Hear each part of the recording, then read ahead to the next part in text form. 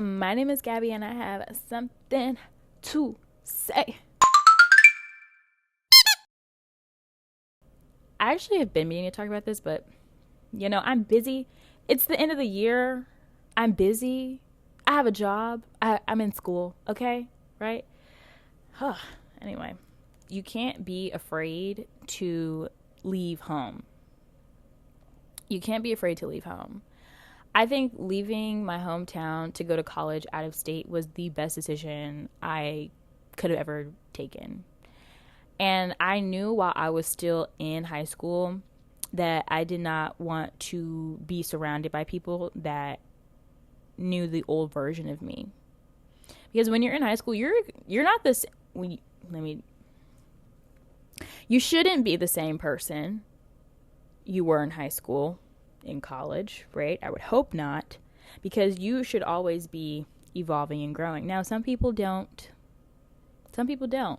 And, I realized that very quickly my freshman year of college. I'm like, some of y'all still not there, okay? I'm someone who's really big on my own personal growth. Like, I always want to figure out ways to be better.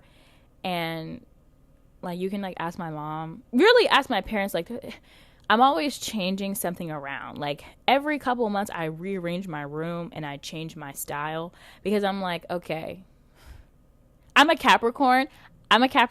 Guys. If anyone was curious, I'm a Capricorn sun, Gemini moon, and a Libra rising. Okay?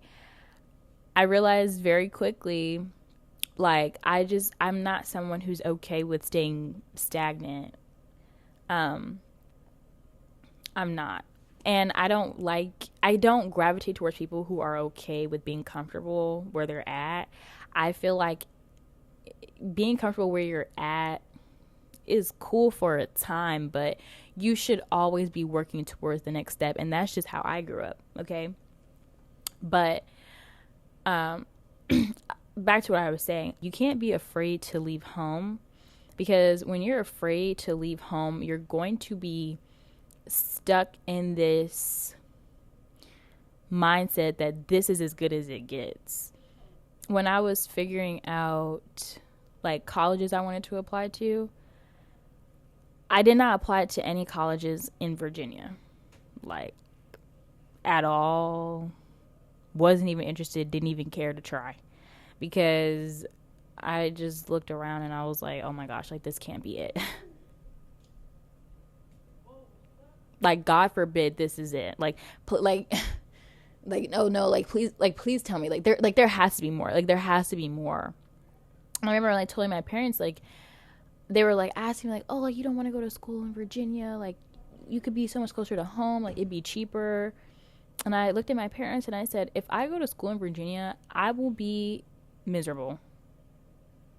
I will be miserable, because I really feel like the people in my hometown, not all of them, but some of them were very comfortable with our home. They were just comfortable. And I have just never been comfortable, ever. I'm always looking towards what's next. I'm always trying to figure out what's better. The grass is greener on the other side, because I'm going to the other side. You know what I'm saying? I'm going to make the grass greener. You know what I mean? I'm really glad that I did what it took to be able to come to school out of state, because I knew that the life that I wanted for myself was not in Virginia. The life that I see for myself is not in Virginia. Okay? And I love Virginia because, it definitely shaped me and it taught me a lot about myself and, the world and other people. But I don't want to spend my days there. And I definitely didn't want to spend my days at any university with people that I went to high school with. The person living your life is you. You can't take everybody where you're going. And I used to be somebody who used to want to take everybody where I was going. If I got an opportunity, I'm immediately asking, hey, do you have any more slots open for my friends or for blah, blah, blah. I was somebody who tried to bring other people with me because I'm like, okay, well, if I can do it, you can do it too. Like, I'm somebody who likes to pour into other people, but I realized that some people don't want your help, and some people will abuse your help because they know that you're going to kind of like guide them through their circumstances. And I had to really learn how to be selfish, because I used to be somebody who just like wanted everybody to be happy and peaches and rainbows. And then I would look around the room and realize like nobody wanted me to be happy, peaches and rainbows. You know what I'm saying?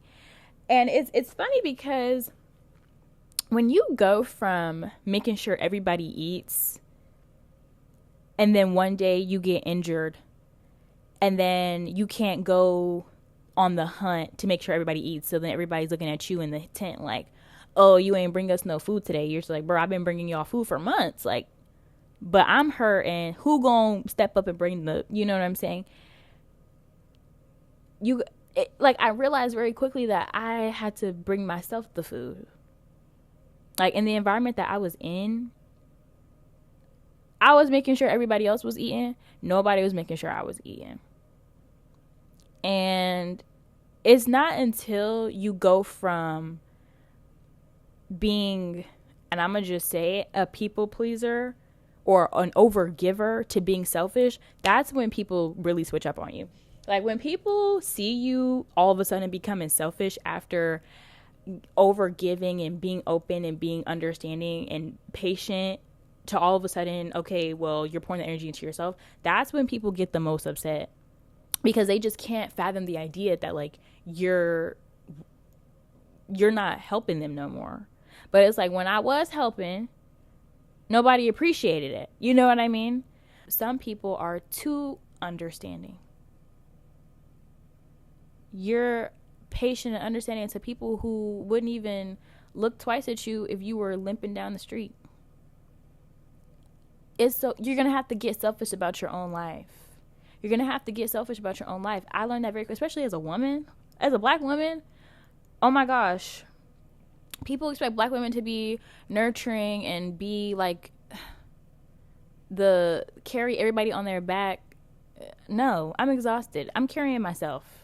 I only have enough space for me right now, respectfully.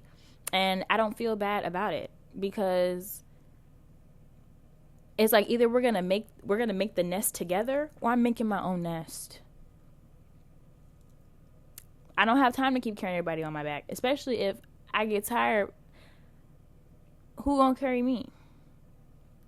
Now, I have people who would carry me, but some people have to figure out who's carrying them. A lot of people are doing the heavy lifting, and this can apply to anything: group projects, relationships, friendships. A lot of y'all are doing most of the work. If you stop doing the work for just 2 seconds, so you look back to see who was helping you, you will realize a lot. And I'm like that too. I'm telling myself this too. Like, I'm somebody who likes to be, in control. So if I know how I want something to go, I'm going to do it. And I had to take a step back myself and realize, like, yo, like, this is supposed to be a group effort.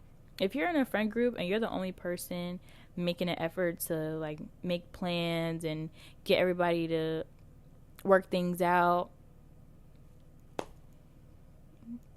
you might have to just come to terms with the fact that those are not your friends. If you're in a relationship and you realize you're the only person being supportive and compromising, you're gonna have to get real. Now, if you get real and you realize, you could keep up with it, that's your business, right? But I've had a lot of friends like come to me and tell me about like the inadequate feelings that they have. And I'm like, it's because you're doing the work. You're doing everything. Who's helping you? And then the moment you get selfish, now everything's your fault. No, that's not how that works. And if someone's making you feel like it's a problem that you're being selfish, knowing that you have been trying your best to make sure everybody eat this whole time, they gotta go. everything that happened obviously happened for a reason. Everybody's not going to like the decisions you make. You're not going to like the decisions that everybody makes. You're not going to agree with everybody. Do I think everybody should agree with me? Yes, but, it's okay. It's okay. Y'all will learn, right? Everybody does everything for a reason. Everybody has their intentions. Everybody, and everything is not meant to be taken personally. Like, you shouldn't be in a space where you're demonized for something you did when you were a child. As long as you ain't, cause harm onto anyone. Life is a learning experience. And I say this all the time. For most of us, it's our first time on earth. So you have to be, you can be understanding to someone from a distance.